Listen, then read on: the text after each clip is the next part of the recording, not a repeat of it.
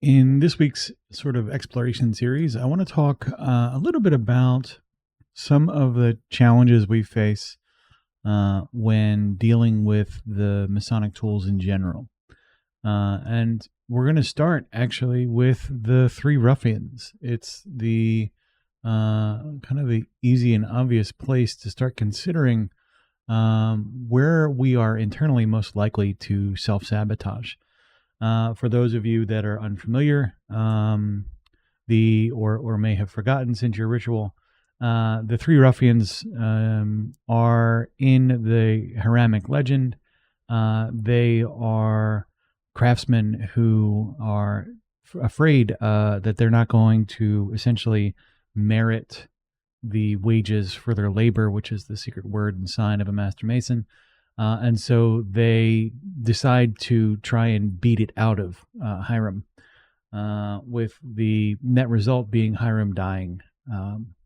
This understanding of the conversation is kind of like the sort of material what happened. But when we start talking about what that really means for us as people trying to grow and develop, the conversation gets a lot more interesting. So each of the Three Ruffians represent essentially, or can represent, some concrete ideas about the things that we all face. You'll have heard in previous episodes of the show where we talk about that we represent one of the 12 craftsmen who recanted, one of the people that kind of became aware of their sort of subversive internal natures and decided to become a better person.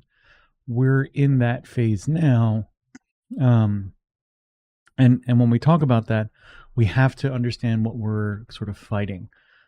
So the ruffians symbolically can be considered in a lot of ways. And so I'm not going to try and get into a historical analysis here.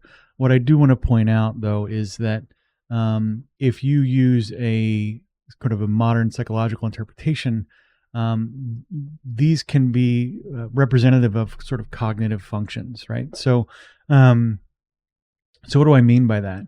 If each of the three ruffians represents a negative emotion or a negative sort of worldview, you might find that that's a productive way for you to essentially start doing some internal work. So we'll kind of just put some examples out there, and we'll talk about these more in further episodes this week. But each of the ruffians might represent fear, uncertainty, and doubt. As to which is which, it's kind of doesn't matter. If you just understand that these are the three things that will detract from your agency as an individual, or potentially paralyze you and limit your ability to think and feel and express yourself, you'll get sort of the major heavy lifting that these symbols are able to provide. So look at the ideas of these ruffians. Or, even more simply, if you're concerned that you may not remember the ritual very well, look at the bad guys in the movies. Each bad guy in a movie can represent essentially a function of your own psychology that you are maybe letting drive the bus too much.